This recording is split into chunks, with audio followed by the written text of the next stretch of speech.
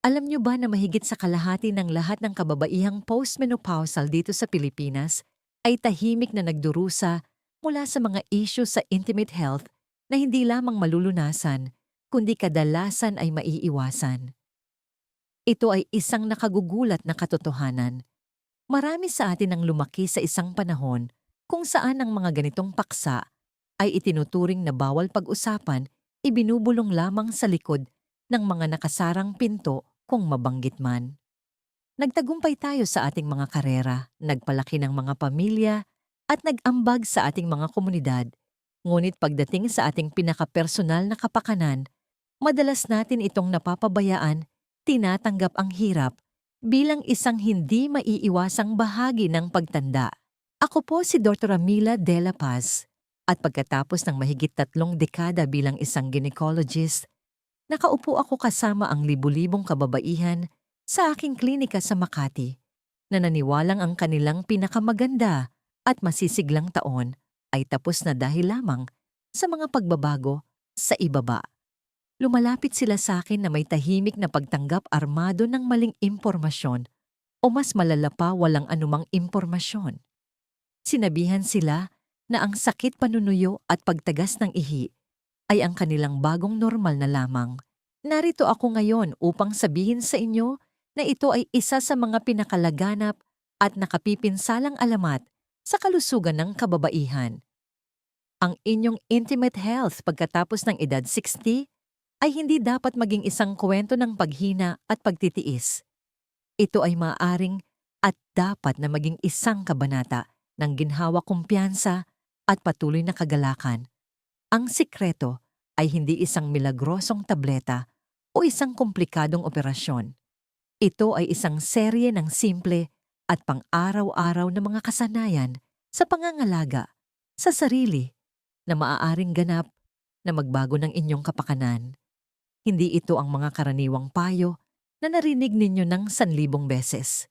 Ito ang mga insider secrets, ang mga detalyadong estratehiya na hinubog mula sa maraming taon ng klinikal na kasanayan at sa pinakabagong siyentipikong pananaliksik na partikular na idinisenyo para sa pambihirang katatagan at natatanging pangangailangan ng katawan ng isang babae pagkalipas ng 60. Kalimutan ninyo ang lahat ng akala ninyong alam tungkol sa pagtanda at pagiging malapit sa kapareha.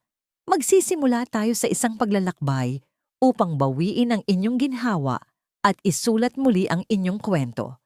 Sa talakayang ito ating aalamin ang 3 pangunahing haligi ng intimate self-care na may kapangyarihang hindi lamang magpakalma sa mga karaniwang sintomas, kundi ibalik din ang sigla na marahil ay inakala ninyong nawala na magpakailanman.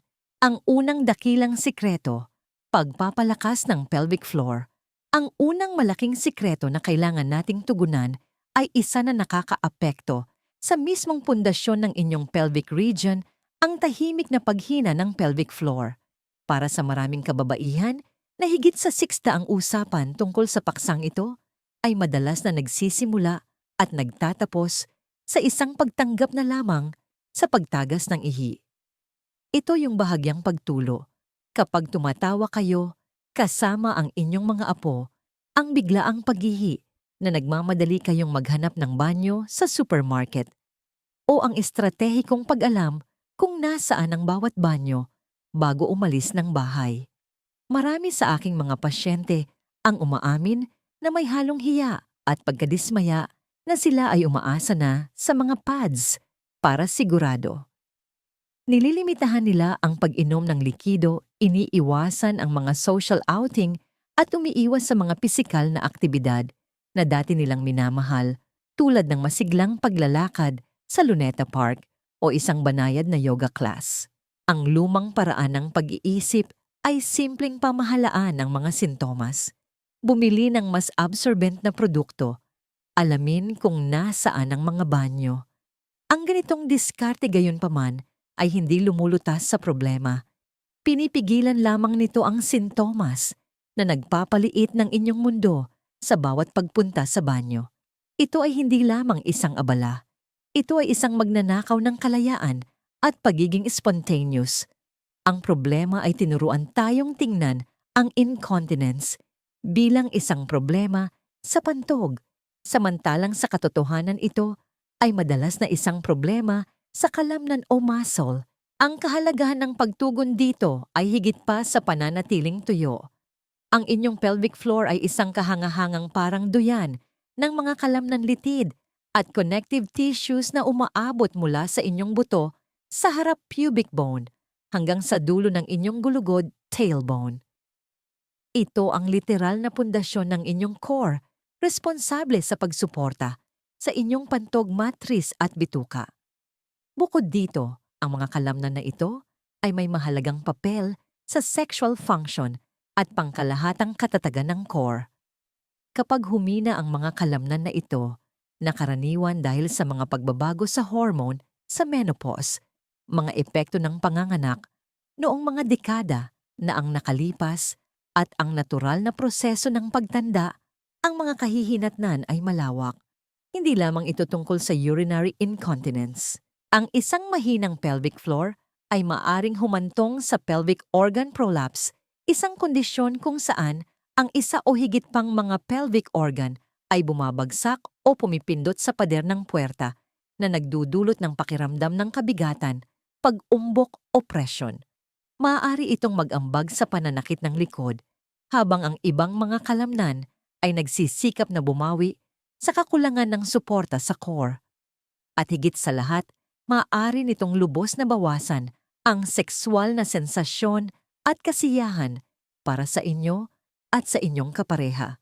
Ang pagpapanatili ng isang malakas at nababanat na pelvic floor ay kasing halaga ng pagpapanatili ng matibay na buto o malusog na puso. Ito ang susi sa pagpapanatili ng inyong pisikal na kalayaan at kumpiyansa sa sarili sa darating na mga dekada. Kaya ano ang konkretong solusyon na magagawa? Ito ay mas detalyado kaysa sa simpleng pagsasabi na gawin ang iyong Kegels. Bagamat bahagi ang Kegel exercises, ang tamang paggawa nito at pagsasama sa isang mas malawak na routine ang tunay na lumilikha ng pagbabago. Tawagin natin ang kasanayang ito na pag-activate ng pelvic floor. Una, dapat ninyong matutunang kilalanin ng wasto ang mga kalamnan. Sa susunod na kayo ay nasa banyo, subukang pigilin ang daloy ng ihi sa kalagitnaan sa loob lamang ng 1 segundo. Ang mga kalamnan na ginagamit ninyo para gawin iyon ay ang inyong pelvic floor muscles. Iyon ang pakiramdam na gusto ninyong gayahin. Ngayon, huwag itong ugaliing gawin sa banyo dahil maaari itong makasagabal sa tamang pag-ubos ng laman ng pantog. Ito ay para lamang sa pagtukoy. Kapag nahanap na ninyo ang mga ito, narito ang inyong pang-araw-araw na 3 bahaging routine. Humiga sa inyong likod na nakabaluktot ang mga tuhod at nakalapat ang mga paa sa sahig. Huminga ng malalim. Hayaang tumaas ang inyong tiyan. Habang naglalabas ng hininga, dahan-dahang i-contract at iangat ang inyong pelvic floor muscles na parabang sinusubukan ninyong pulutin ang isang maliit na blueberry gamit ang inyong puwerta. Hawakan ang contraction na ito sa loob ng 3 hanggang 5 segundo.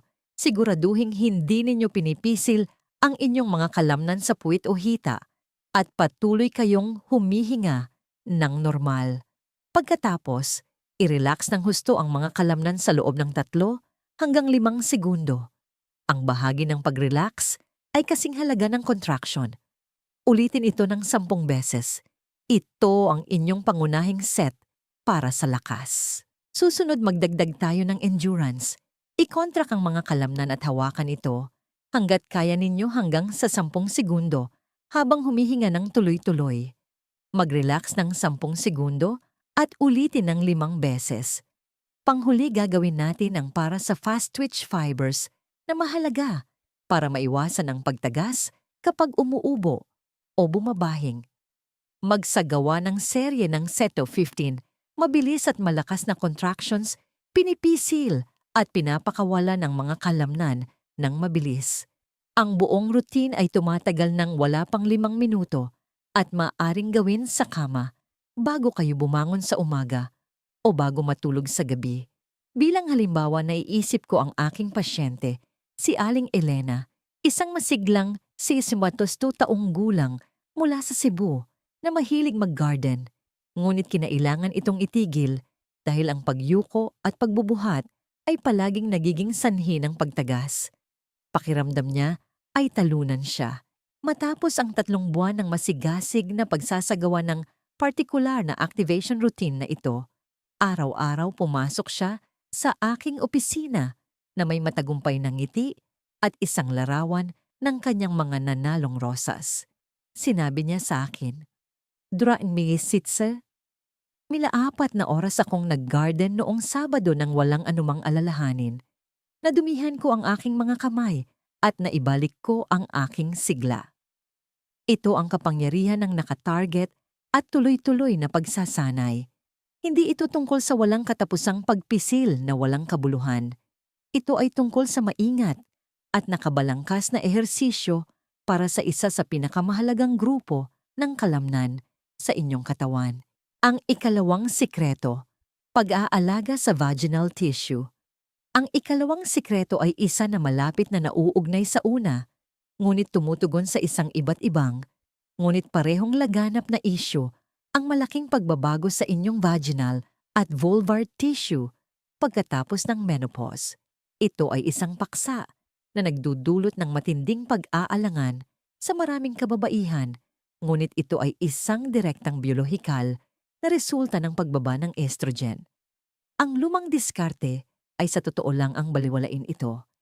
Inaasahan na lamang na tiisin ng mga babae ang mga sintomas ng tinatawag ngayon na genitourinary syndrome of menopause GSM.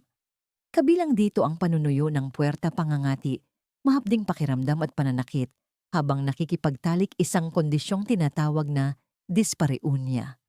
Napakarami kong pasyente na naglalarawan sa pakiramdam na parang papel de liha o basag na salamin sa tuwing nakikipagniig. Umaamin sila na sinimulan na nilang iwasan ng pisikal na kontak sa kanilang mga asawa, hindi dahil sa kakulangan ng pagnanasa, kundi dahil sa pag-asam ng sakit. Ang pag-iwas na ito ay lumilikha ng emosyonal na distansya pagkakasala at isang malalim na pakiramdam ng pagkawala. Ang problema sa lumang mentalidad na magtiis na lang ay hinahayaan nitong ang isang malulunasang isyong pisyolohikal ay lumala at maging isang malaking krisis sa kalidad ng buhay at relasyon. Ito ay batay sa maling paniniwala na ang sexualidad pagkatapos ng edad 60 ay hindi mahalaga o wala na. Hindi maaaring maliitin ang kahalagahan ng pagtugon sa GSM. Ito ay hindi lamang tungkol sa sex. Ang mga maselang tissue ng puwerta at vulva ay umaasa sa estrogen upang mapanatili ang kanilang kapal, pagkaelastiko at natural na lubrikasyon. Kapag bumagsak ang mga antas ng estrogen sa panahon ng menopause, ang tissue na ito ay numinipis, nagiging mas marupok at hindi na gaanong nababanat, isang kondisyon na kilala bilang vaginal atrophy. Ang pagnipis na ito ay ginagawa kayong mas madaling mapunit at magdugo mula sa maliit na pagkiskis, maging mula sa pakikipagtalik, isang pelvic exam o kahit na mga aktibidad tulad ng pagbibisikleta. Nagbabago rin ang pH ng puwerta na nagiging hindi na gaanong acidic. Ang pagbabagong ito ay nakakagambala sa maselang balanse ng vaginal microbiome na ginagawa kayong mas madaling kapitan ng urinary tract infections, UTIs, at mga impeksyon sa puwerta. Kaya habang ang pinakaagarang sintomas na maaari ninyong mapansin ay panunuyo o masakit na pakikipagtalik, ang pinag-uugatang issue ay isang progresibong pagkasira ng kalusugan ng tissue na nakakaapekto sa inyong kalusugan sa ihi at pangkalahatang kaginhawahan. Ang pagpapanatili ng integridad ng tissue na ito ay mahalaga para maiwasan ang sunod-sunod na hindi komportable at minsan ay seryosong mga problema sa kalusugan. Ito ay isang mahalagang aspeto ng preventative healthcare para sa bawat babaeng postmenopausal. Ang solusyon ay isang proaktibong 2 bahaging diskarte na nakatuon sa hydration at nutrisyon parehong sa loob at labas. Ang una at pinakamahalaga na hakbang ay ang paggamit ng isang nakalaang pangmatagalang vaginal moisturizer, 2 hanggang 3 beses sa isang linggo, anuman ang sexual na aktibidad. Isipin ito na parang paggamit ng isang dekalidad na face cream upang maiwasan ang pagkatuyo at pagkulubot ng inyong balat. Hindi ito mga lubricant. Ang mga lubricant ay ginagamit para sa panandaliang ginhawa habang nakikipagtalik. Ang mga moisturizer ay para sa pangmatagalang kalusugan ng tissue. Dumidikit sila sa lining ng puwerta at naghahatid ng tuloy-tuloy na moisture na tumutulong na ibalik ang balanse ng pH at palusugin ang mga cell. Maghanap ng mga produkto na hyaluronic acid-based dahil ang hyaluronic acid ay isang malakas na humectant na humihigop at nagpapanatili ng tubig. Ilagay ito bago matulog upang hayaan itong gumana ng walang abala. Ang simpleng non-hormonal na gawin na ito ay maaaring sa loob ng ilang linggo ay lubos na mapabuti ang kalidad ng tissue at bawasan ang pang-araw-araw na abala tulad ng pangangati at hapdi. Ang ikalawang bahagi ng solusyon ay ang tamang paggamit ng lubricant para sa anumang sexual na aktibidad. Hindi ito isang pag-amin ng kabiguan. Ito ay isang matalino at kinakailangang kagamitan. Ang susi ay ang pagpili ng tamang uri. Iwasan ang anumang produkto na may mga pabango pampalasa pangkulay o mga ahente na nagpapainit, nagpapalamig dahil ang mga ito ay maaaring maging lubhang nakakairita sa sensitibo at atrophic na tissue. Ang mga silicone-based na lubricant ay mas matagal at mas madulas kaysa sa mga water-based, ngunit tandaan na hindi ito compatible sa mga silicone toys. Para sa maraming kababaihan, ang mga natural na oil-based na option tulad ng coconut oil ay maaari ring maging epektibo at nakapapawi, ngunit hindi ito dapat gamitin kasama ng mga latex condom. Ang mensahe dito ay maging handa at proaktibo. Isang pasyente ko si Benilda, isang 68 taong gulang na retiradong guro mula sa Davao, ay 45 taon ng kasal. Luha ang inamin niya na sila ng kanyang asawa ay hindi na nagtatalik sa loob ng mahigit 2 taon dahil sa sakit na kanyang nararanasan. Akala niya ay tapos na ang bahaging iyon ng kanilang buhay. Sinimulan namin siya sa isang simpleng regimen, isang hyaluronic acid moisturizer tuwing Lunes, Miyerkules at Biyernes at isang dekalidad na silicone lubricant para sa pakikipagtalik. 6 na linggo ang lumipas, bumalik siya sa aking opisina, hinawakan ang aking kamay at sinabing, "Ramon Dr. de la Paz, ibinalik mo sa akin ang asawa ko." Sa katotohanan, binigyan lang namin ang kanyang katawan ng mga kagamitan na kailangan nito upang gumana ng komportable at malusog. Ang ikatlong sikreto, nutrisyon. Para sa intimate health, ang ikatlo at huling sikreto na ating aalamin ngayon ay marahil ang pinakanapapabayaang aspeto ng intimate self-care, ang malalim na epekto ng inyong dieta at hydration sa inyong gynecological health. Ang tradisyonal na payo para sa kalusugan ng kababaihan pagkatapos ng edad 60 ay labis na nakatuon sa bone density at kalusugan ng puso. Sinasabihan tayong kumuha ng sapat na calcium, bantayan ang ating kolesterol at kumain ng mga berdeng madahong gulay.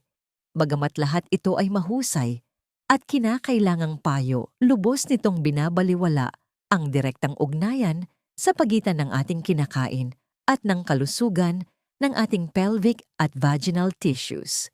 Ang lumang paraan ay isang hiwalay na diskarte na tinitingnan ng gynecological health bilang isang bagay na ganap na hiwalay sa ating pangkalahatang nutrisyon.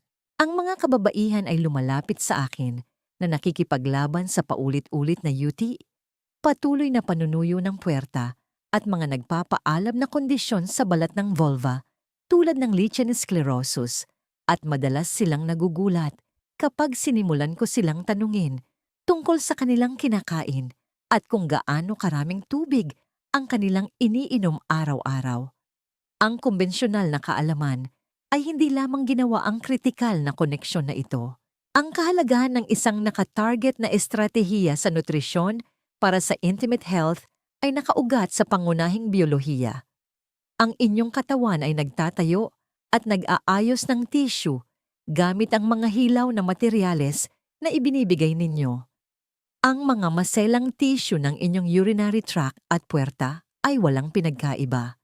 Ang tamang hydration ang pinakapundamental na piraso ng puzzle na ito.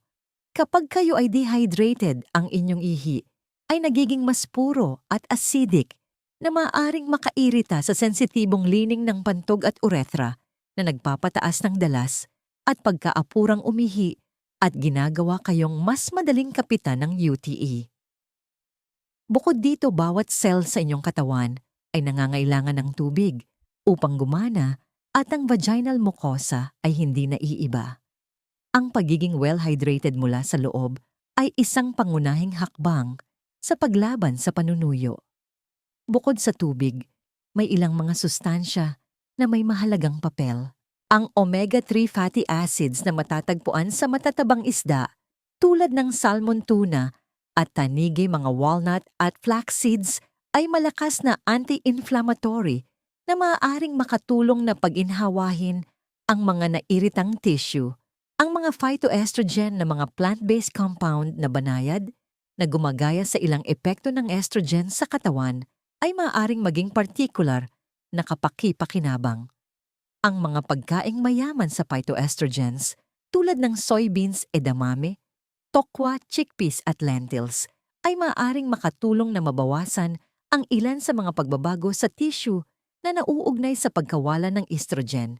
Panghuli ang probiotics, ang mga kapaki-pakinabang na bakterya na matatagpuan sa yogurt, kefir at iba pang fermented na pagkain ay mahalaga para sa pagpapanatili ng isang malusog na vaginal microbiome na siyang unang linya ng depensa ng inyong katawan laban sa mga impeksyon. Ang solusyon ay ang pag-ampon ng isang intimate health plate bilang bahagi ng inyong pang-araw-araw na routine.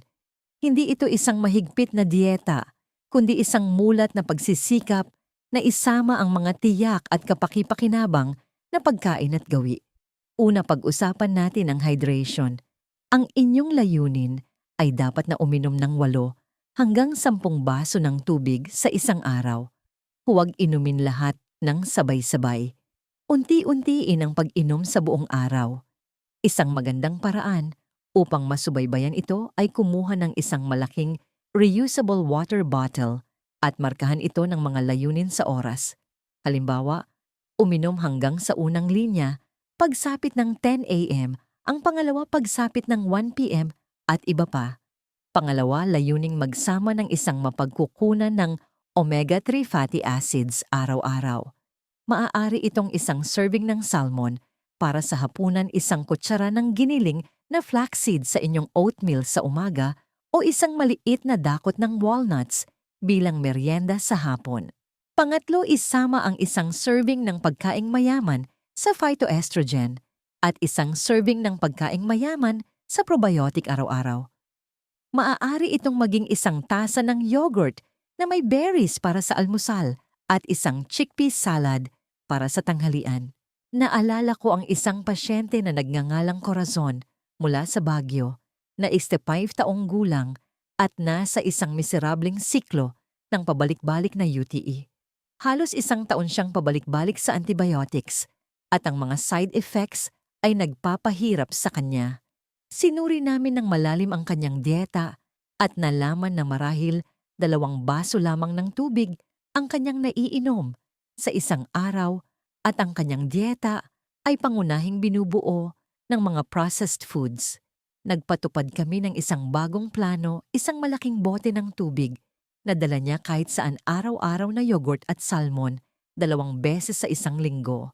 Tila napakasimple para maging totoo, ngunit sa loob ng 2 buwan, naputol ang kanyang siklo ng UTI.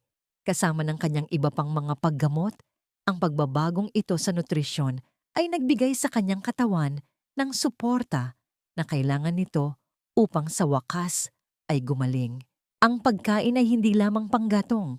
Ito ay gamot at isa ito sa pinakamakapangyarihang kasangkapan na mayroon kayo para sa pag-aalaga ng inyong intimate health mula sa loob. Konklusyon at aral sa buhay. Habang tinatapos natin ang ating oras, maglaan tayo ng isang sandali upang pagnilayan ang paglalakbay na ating ginawa. Binuwag natin ang alamat na ang hirap at paghina ay hindi maiiwasang kapalaran ng mga kababaihan na higit sa 60. Pinalitan natin ang katahimikan at pagtanggap ng kaalaman at mga proaktibong estratehiya. Natuklasan natin ang 3 pangunahing sikreto upang bawiin ang inyong intimate well-being, ang kapangyarihan ng araw-araw na pag-activate ng pelvic floor upang ibalik ang pundasyong suporta at pagpipigil ng inyong katawan, ang mahalagang kasanayan ng pag-moisturize at pag-lubricate ng inyong mga maselang tissue upang labanan ang panunuyo at mapanatili ang ginhawa, at ang malalim na epekto ng nakatarget na nutrition at hydration upang pagalingin at palusugin ang inyong katawan mula sa loob. Ang mga ito ay hindi lamang mga rekomendasyong klinikal. Ang mga ito ay mga gawa ng malalim na paggalang sa sarili. Ang mga ito ay isang deklarasyon na ang inyong ginhawa, ang inyong kumpiyansa, at ang inyong kasiyahan ay mahalaga at sulit ang ilang minuto ng araw-araw na atensyon na kinakailangan nito. Maaaring subukan ng mundo na sabihin sa inyo na ang kabanatang ito ng inyong buhay ay tungkol sa pagbagal at paglaho sa likuran. Narito ako upang sabihin sa inyo na maaari itong maging isa sa inyong pinakamasigla, tiwala sa sarili, at masayang kabanata. Ang huling payo ko ngayon ay hindi gaanong tungkol sa gynecology at mas tungkol sa buhay. Ang pinakadakilang aral na itinuro sa akin ng aking mga pasyente sa loob ng 30 taon ay ang kapangyarihan ng pagiging proaktibo sa pagtataguyod ng sariling kapakanan. Huwag maghintay na maging hindi na matiis ang isang problema bago kayo maghanap ng mga sagot. Huwag tanggapin ang hirap bilang inyong bagong normal. Karapatan ninyong mamuhay ng komportable at ganap sa katawan na mayroon kayo. Dinala kayo ng inyong katawan sa mga dekada ng buhay pag-ibig at mga hamon. Nararapat itong alagaan, bigyan ng pansin, at itaguyod ngayon higit kailanman. Ang aral sa buhay na nais kong iwan sa inyo ay ito. Ang pag-aalaga sa sarili ay hindi pagiging makasarili. Ito ang pundasyon kung saan kayo patuloy na nagbibigay sa mundo. Sa pamamagitan ng paggawa ng mga maliliit at tuloy-tuloy na hakbang na ito upang alagaan ang inyong pinakapersonal na sarili, hindi lamang ninyo pinapawi ang mga sintomas. Pinupuno ninyong muli ang inyong sariling tasa, pinapanatili ang inyong enerhiya, at pinangangalagaan ang inyong sigla upang patuloy kayong maging masiglang inalola, partner, kaibigan, at tao na kayo nga. Taos-puso akong umaasa na nahanap ninyong mahalaga ang talakayang ito. Kung oo, mangyaring isaalang-alang ang pagbabahagi nito sa isang kaibigan, kapatid o anak, sino mang babae sa inyong buhay na maaring makinabang sa kaalamang ito. Ang kaalaman ay kapangyarihan at walang babae ang dapat mag-navigate sa mga pagbabagong ito ng mag-isa at sa dilim. Mangyaring mag-subscribe sa channel na ito para sa mas maraming evidence-based at nagpapalakas loob na impormasyon sa kalusugan na partikular na idinisenyo para sa inyo. At gustong-gusto kong marinig mula sa inyo sa mga komento sa ibaba. Alin sa 3 sikretong ito ang pinakatumatak sa inyo? Ano ang isang maliit na pagbabago na plano ninyong ipatupad simula ngayon? Ang inyong mga kwento at ang inyong paglalakbay ay nagbibigay inspirasyon sa ating lahat. Salamat sa inyong oras at tiwala. Maging malusog po kayo.